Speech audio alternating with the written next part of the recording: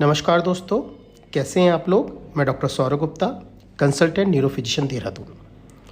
आज मैं एक अपने एक्सपीरियंस की यादें साझा कर रहा हूं। ये मेरे डीएम न्यूरोलॉजी के जीएमसी के टाइम का एक्सपीरियंस है। जो ये पेशेंट आप देख रहे हैं, ये बच्ची 10 से 12 साल की बच्ची जो कि अपनी नानी के साथ रहती थी। ये हमारे पास बहुत ही पुअर बैकग्राउंड से ये हमारे यहाँ ओपीडी में आई कि लगभग 20-25 डेज बैक इसको फीवर हुआ था। पहले फीवर के बाद में स्किन पे इसके लीजन्स थे, रैशेस थे, जो कि पहले रेडिश कलर के थे, फिर वो ब्राउनिश से कलर के हो गए थे। साथ में ईचिंग थी इन रैशेस में। उसके बाद में इसको कुछ बॉडी में एबनॉर्मल बॉडी मूवमेंट्स हो रहे थे। साथ में ये चल नहीं पा रही थी, बॉडी पूरी तरह से पैरालाइज टाइप हो चुकी थी, बॉडी में टोन नहीं थी, बच्ची बैठ नहीं पा रही थी, बच्ची खड़ी नहीं हो पा रही थी, बच्ची बोल भी नहीं पा रही थी। तो बेसिकली ये जो केस है एक तरह का ये कोरिया पैरालिटिका जैसा केस है, और इसमें बेसिकली कोरिफॉर्म मूवमेंट हो रहे हैं जनरलाइज कोरिया की तरह से।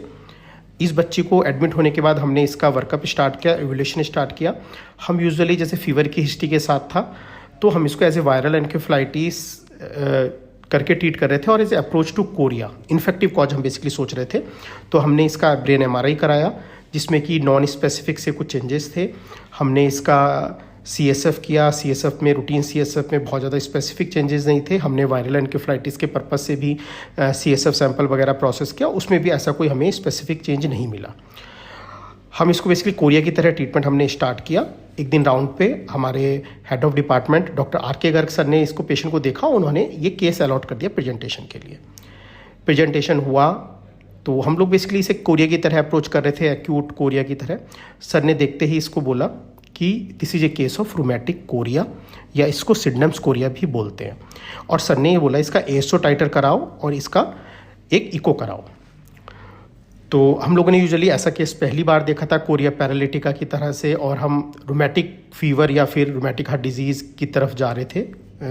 तो हमने इसका इको कराया। तो इको में इसकी finding I carditis with rheumatic heart disease with severe MR. साथ में हमने इसका एएसओ टाइटर भेजा जो कि एएसओ टाइटर मोर देन 200 आया।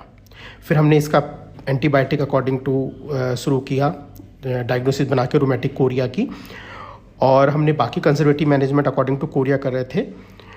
तो बेसिकली ये एक लाइफ टाइम एक्सपीरियंस है जो कि हमने अपने गुरुओं से, हमने अपने टीचर से सीखा है। गर्ग सर ने इसकी ऑन स्पॉट डायग्नोसिस बना दी। हमने ऐसा केस पहली बार देखा था तो हमारे लिए डिफ़िकल्ट था ऐसे सोचना।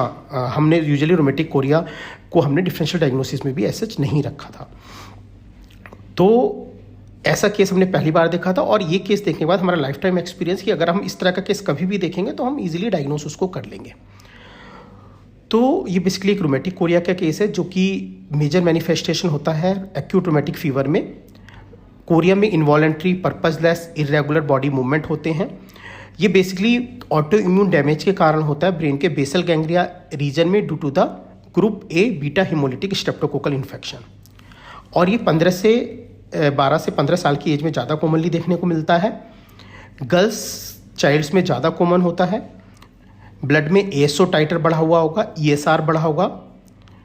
इको में फाइंडिंग आपको मिट्रल वॉल्व इन्वॉल्वमेंट मिल सकता है, कार्डाइटिस के चेंजेस मिल सकते हैं। ट्रीटमेंट जो इसका होता है वो पेनिसिलिन दिया जाता है as a treatment, as a prophylactic. साथ में आप कोरिया के लिए स्टेरॉइड, वेल्प्रोएट एंड हेलोपेरिडोल का यूज़ होता है। तो हमने इसकी डायग्नोसिस बनाई, ट्रीटमेंट किया। तो बेसिकली लाइफ टाइम एक्सपीरियंस है कि हम अपने टीचर से, गुरुओं से जिनको एक्सपीरियंस है कि वो वन स्पॉट देख के पेशेंट की डायग्नोसिस बना सकते हैं। तो जैसे जैसे एक्सपीरियंस बढ़ता है ये चीज़ें आती हैं, और गर्ग सर से इसी तरह की हमने बहुत सारी चीज़ें सीखी हैं कि आप पेशेंट को देखा, सर ने अलॉट किया और हम डायग्नोसिस को रीच कर पाए। तो डीएम टाइम में काफ़ी चीज़ें ऐसी होती हैं जो वन केस आपको ज़िंदगी भर याद रहता है, आप उस केस को कभी नहीं भूल पाते, और वो केसेस आपकी नॉलेज के लिए बहुत ज़्यादा इम्पोर्टेंट होते हैं। तो ये बच्ची जो थी, धीरे धीरे इस बच्ची में इम्प्रूवमेंट आया। धीरे धीरे अगर आप ये वाली वीडियो देखेंगे तो इसमें बच्ची की राइज ट्यूब निकल गई है, तो बच्ची ओरली लेना थोड़ा थोड़ा स्टार्ट कर दिया है। थोड़े थोड़े बच्ची कॉन्शियस होने लगी है। थोड़ी थोड़ी जो ये बच्ची है वो कमांड भी फॉलो करने लगी है।